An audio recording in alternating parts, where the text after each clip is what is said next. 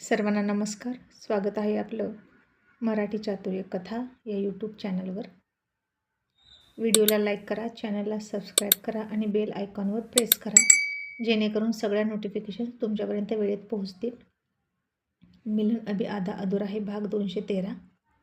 मग आता फायनली रोहित ज्याची वाट बघत होता तो रिपोर्ट आला आणि त्याला कळलं की राणा त्याचा मुलगा आहे. आणि लगेच रोहितचे डोळे पाण्यानं भरून आले आणि राणासारखा चुणचुणीत गोड मुलगा आपला आहे याचा त्याला अभिमानसुद्धा वाटायला लागला. पण आता ज्या राणीनं त्याला असा घडवला त्या राणीबद्दल मात्र रोहितच्या मनात तीळ मात्र सुद्धा कृतज्ञता नव्हती. आणि राहुल म्हणाला, रोहित, रिपोर्ट आले का? काय लिहिलं आहे त्यामध्ये? आणि आता रोहितच्या मनात फक्त एकच होतं, राणीला त्रास देणं आणि तिला इंगा दाखवणं. त्याच्यासमोर खूप शहाणपणा करते ना ती, आणि त्याच्या वरचढ ठरणारी लोक त्याला आवडत नाहीत. राणीनं तर खूप वेळा त्याचा अपमान केला होता, त्याला परत फिरवला होता तिच्या दरवाजातून. आणि आता या सगळ्या गोष्टींचा बदला घेण्याची आणि तिला त्रास देण्याची वेळ आली होती. आणि दात ओठ खात खूप रागात रोहित राहुलला म्हणाला, दादा, या रिपोर्टमध्ये असं लिहिलं आहे की आता राणीची उलटी गिनती सुरू झाली दादा. आणि हे ऐकून राहुल थोडा दचकला आणि म्हणाला, ए रोहित, तू असं का बोलतोस? नक्की रिपोर्टमध्ये काय आहे? नीट मला सांग बरं. आणि रोहित थोडा हसला आणि म्हणाला, सांगितलं ना दादा, माझ्याशी पंगा तिला खूप महागात पडणार. असं म्हणून रोहितच्या चेहऱ्यावर विजयी भाव होते. जणू काही हा DNA रिपोर्ट घेऊन किंवा DNA चेक करून त्यानं एव्हरेस्ट सर केल्यासारखा आनंद त्याला होत होता. आणि काय समजत होता रोहित स्वतःला कुणास ठाऊक. एक सत्य काय कळालं जे राणीनं त्याच्यापासून लपवून ठेवलं होतं, ते सुद्धा भीतीपोटी, मजबुरी होती म्हणून. आणि हा रोहित राणीला फार मोठा अपराधी समजत होता. पण आता हे सगळे गैरसमज होते आणि रोहितसारख्या तिरसट माणसाचे आणि गैरसमजावर गैरसमज करून घेणाऱ्या असल्या शेंदाड नवऱ्याचे हे गैरसमज कधी दूर होणार आणि कोण दूर करणार कुणास ठाऊक. आणि राणा माझा मुलगा आहे हे मी सिद्ध केलं असंच त्याला वाटायचं. आणि त्याच्या चेहऱ्यावरून त्याचा पुरुषी अहंकार आणि इगो नुसता झळकत होता. आणि राहुल म्हणाला, रोहित, तू नीट काही मला सांगणार आहेस की नाही? मला समजेल असं बोल. आणि रोहित म्हणाला, दादा, येतोय मी तिकडं, मग आपण बोलू आल्यावर. असं म्हणून रोहितनं त्या DNA रिपोर्टकडे पुन्हा एकदा बघितलं, अगदी डोळे भरून. आणि त्याला त्या रिपोर्टमध्ये हसणारा, मस्ती करणारा, खेळणारा, सैनिकी चालीमध्ये रुबाबात चालणारा राणा दिसायला लागला. आणि आता राणा फक्त माझा आहे असं म्हणणाऱ्या राणीला आता आसमान दाखवणार. आणि रोहित म्हणाला, आता राणा फक्त माझा आहे. रणजित रोहित सूर्यवंशी आहे तो, सूर्यपुत्र आहे तो, आणि मी त्याला माझ्याकडे घेणार. असं म्हणून रोहित घरी यायला. आणि राहुलला म्हणला, दादा बघ, मी म्हणालो होतो ना, DNA टेस्ट केल्यावर क्लॅरिटी येईल. आता मी तिला सोडणारच नाही. राहुलनं सुद्धा ते रिपोर्ट बघितले आणि त्यालाही आनंद झाला. आपल्या घराण्याचा वारस आहे राणा म्हणून त्याला छान वाटलं. पण आता राहुलला राणीचे उपकार मानावे तेवढे थोडे वाटत होते. आणि राहुल म्हणाला, रोहित, खरंच राणी ग्रेट आहे रे. याचा अर्थ ती खरं बोलत होती की राणा तुझा मुलगा आहे. खरं तर आपण तिचे उपकार मानले पाहिजेत. तिनं दुसरं लग्न करून सुद्धा राणाकडे दुर्लक्ष नाही केलं आणि त्याला इतका चांगला घडवला. पण आता रोहित मात्र तिच्याशी बदला घेण्याची भाषा करत होता आणि म्हणाला, त्यात काय इतकं दादा? तो माझा मुलगा आहे आणि माझ्यासारखाच घडणार होता. माझी एक ना एक सवय त्याच्यामध्ये रक्तातून उतरली आहे. आणि त्या मूर्ख मुलीने ही गोष्ट आपल्यापासून 6 वर्षे लपवून ठेवली आणि आता याची किंमत तिला चुकवावी लागणार. आणि राहुल म्हणाला, रोहित, तू असं कसं बोलू शकतोस? अरे तू तिला हाकलून दिलंस. तुझं मूल तिच्या पोटात असताना तरीही त्या बिचारीने इतक्या धैर्याने समाजाच्या संकटाचा सामना करत तुझं मूल वाढवलं. तिला काही कमी कष्ट पडले असतील का? तिनं त्याला जन्म दिला, त्याला इतकं मोठं केलं, आणि आता तू बदल्याची भाषा करतोस का? उलट तुझा राग करून तिनं त्याच वेळी त्याला पोटात मारलं असतं तर आता तू काय केलं असतं? तुझं हे स्वप्न पूर्ण झालं असतं का? आणि रोहित म्हणाला, हा विचार तिनं आधी करायला हवा होता दादा. उलट अरे इतकी वर्ष मी तळमळत राहिलो, माझा संसार झाला नाही. ती मात्र मला फसवून इकडे संसार थाटत बसली. मला मूल झालं नाही म्हणून मी खूप रडलो. इतरांची मुलं पाहिली की मला वाटायचं की मलाही बाळ असतं तर बरं झालं असतं, पण हिची फसवेगिरी मला आठवायची आणि मी खूप रडलो आहे. खूप एकांतात दिवस घालवले. त्याचं काय दादा? तिच्यामुळे मला किती मनस्ताप झाला आहे. तिनं या आधीच सांगितलं असतं की सूर्यवंशी खानदानाचा वारस माझा मुलगा तिच्या पोटात आहे किंवा तिने त्याला जन्म दिला तर काय झालं असतं. पण दादा, नाही ना, तिला माझ्यासोबत बदला घ्यायचा होता आणि म्हणून तिने मुलाला लपवून ठेवलं. आणि तिचा एकच हेतू आहे, मला त्रास देणं, कारण मी तिच्याशी लग्न जबरदस्ती केलं ना म्हणून. आणि आता हे सगळं ऐकलं आणि राहुलनं डोकंच पकडलं आणि म्हणाला, रोहित रोहित, अरे का असा तिरका विचार करतोस? अरे जरा तरी तिच्या बाजूने विचार कर. ती तुला नाही सांगू शकत की तिने मुलाला जन्म दिला आहे, कारण ती काय म्हणाली माहीत आहे ना. ती तुझ्यापासून राणाला लपवत होती, कारण तिचं असं म्हणणं आहे की राणा पोटात असताना तिच्या अंगावर मारेकरी घातले होते. आणि जर अशा अवस्थेत ती तुला दिसली असती, राणा तुला दिसला असता, तर त्यांचा जीव घेतला असतास, तिचाही जीव घेतला असता, म्हणून ती लपून राहत होती मुलाला घेऊन. आणि रोहित तुच्छतेने सगळे आरोप झिडकारत म्हणाला, अरे ती कहाण्या रचते, खूप खोटारडी आहे ती. मी जर तिच्यावर मारेकरी सोडले असते तर मी तिला आत्ता सापडली आहेस ना, ती मला. मग मी तिचा जीव घ्यायला का गुंड पाठवले नाहीत? इतक्या वर्षातून ती मला दिसली, तिच्या पोटातलं मूल मला दिसतंय, जो राणा आहे, माझ्या डोक्याच्याच वर राहतात ते. मग जर मी त्यांना मारायला तेव्हा गुंड पाठवले होते तर मी आत्ता का त्यांना जिवंत सोडलं आहे? तूच सांग बरं.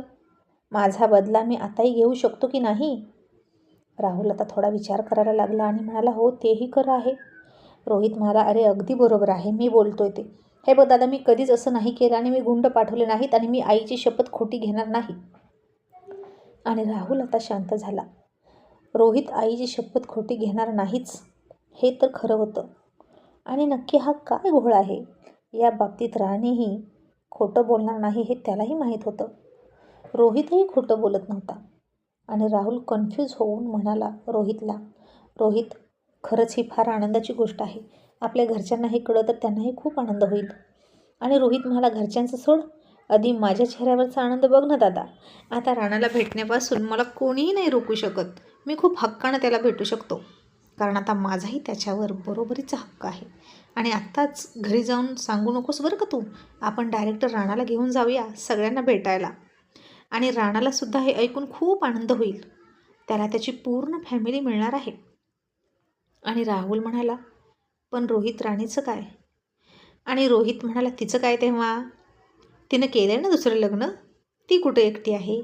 मग तिला म्हणावं, तू तुझ्या संसारात रम, मला माझा मुलगा हवा आहे. आणि हे तू तिला बोल दादा. तिला नीट समजावून सांग आणि राणाला विसरून जा म्हणावं. हवं तर तुला हवी तितकी रक्कम देतो आणि घटस्फोटही घेतो तिच्याकडून. आणि राहुल पुढे भलताच पेच प्रसंग उभा केला रोहितनं. आणि राणीसोबत कोणत्या भाषेत बोलायचं त्याला समजेना. आता रोहितचं डोकं फिरले. राणाच्या बदल्यात राणी पैसे घेईल का? बावळट आहे एक नंबरचा, असं राहुलला वाटलं. आणि राहुल त्याला म्हणाला, रोहित हे बघ, तू अति उत्साहाच्या भरात काहीतरी चुकीचं बोलू नकोस हा राणीला. अरे कुठली आई आपल्या मुलाच्या बदल्यात पैसे घेईल? रोहित म्हणाला, तेही खरंच आहे म्हणा.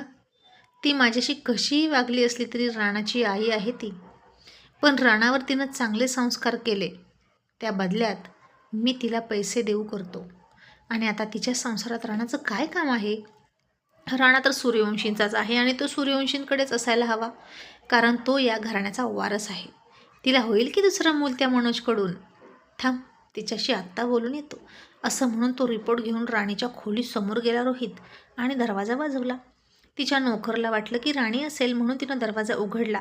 तसा रोहित तिला न विचारताच आतमध्ये घुसला आणि खूप खूप हक्काने तो राणाच्या बेडरूममध्ये गेला.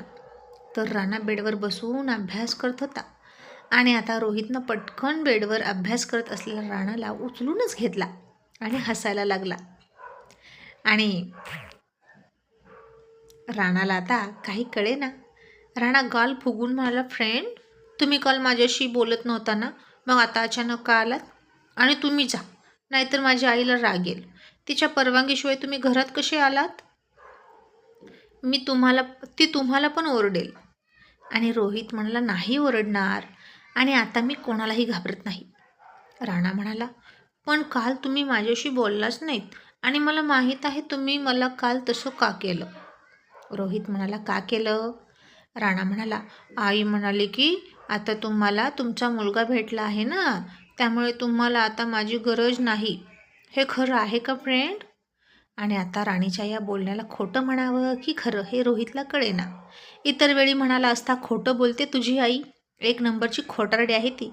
पण आता खरंच त्याला त्याचा मुलगा मिळाला होता म्हणून यावेळी रोहित म्हणाला, खरं बोलली तुझी आई, मला माझा मुलगा मिळाला आहे राणा.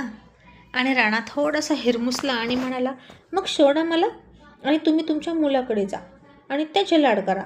तसंही माझ्या आईची शपथ आहे माझ्याकडे. मग तुम्ही माझ्याशी बोलू नका. तुम्ही फ्रेंड जा इथून.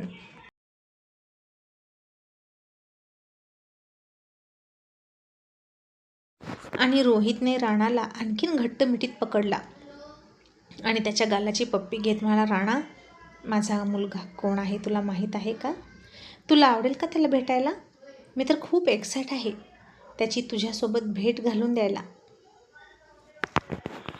आणि राणा म्हणाला, नाही, मला कसं माहीत असेल कोण आहे तुमचा मुलगा? आणि रोहित म्हणाला, बरं, तुझे बाबा कोण आहेत तुला माहीत आहे का? राणा म्हणाला, नाही. रोहित म्हणाला, आणि तुझ्या बाबांशी भेटायला तुला आवडेल का? आणि राणा म्हणाला, हो आवडेल, पण माझ्या आईने भेट घडवून दिली तर. आणि फ्रेंड, तुम्ही जा आणि मला खाली सोडा, आई आली तर चिडेल.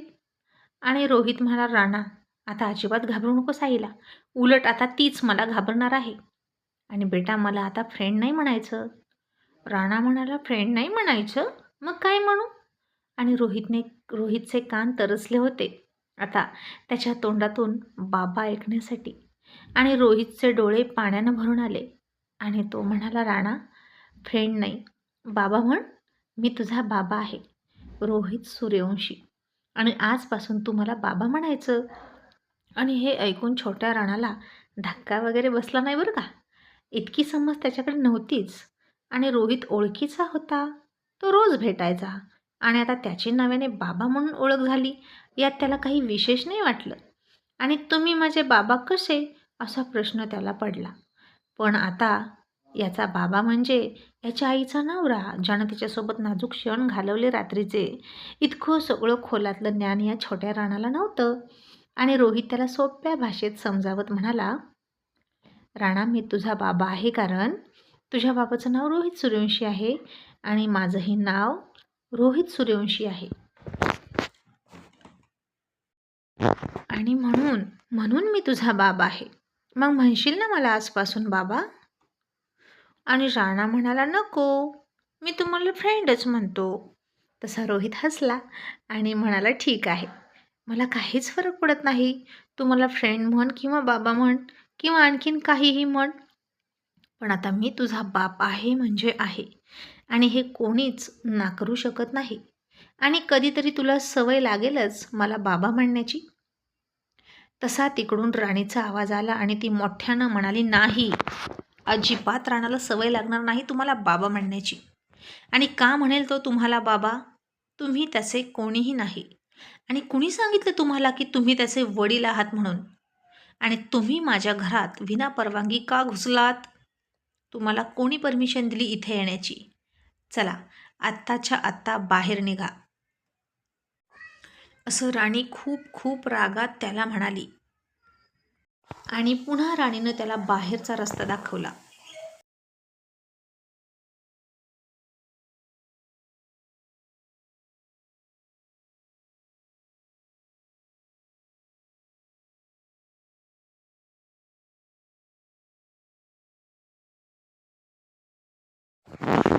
आणि आता रोहितनं तिच्याकडे रागात बघितलं आणि तिच्या तोंडावर DNA रिपोर्ट फेकून म्हणाला, वाच, आणि आता मला माझ्या मुलाला भेटण्यापासून तू रोखू शकत नाही.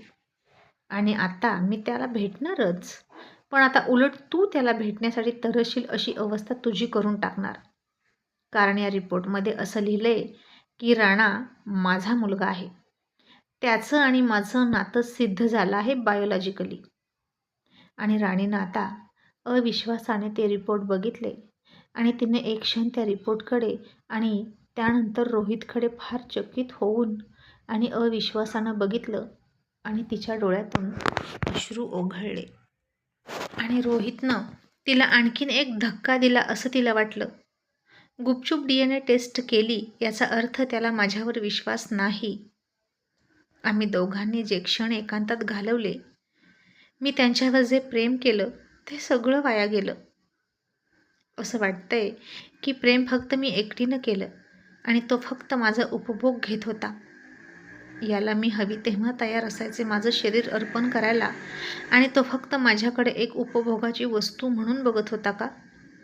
आणि त्याला मी फक्त आणि फक्त घराण्याचा वारस देण्यापुरती हवी होती. त्याच्या आयुष्यात मानाचं स्थान मला नव्हतंच. त्यानं आणि मी एकत्र घालवलेल्या त्या प्रत्येक क्षणाचा राणीला आता राग यायला लागला आणि पश्चाताप, मनस्ताप आणि तिरस्कारानं तिच्या डोळ्यातून पाणी येत होतं. आणि आता ती रडते हे बघून रोहितला पुन्हा विजयाचा आनंद होत होता.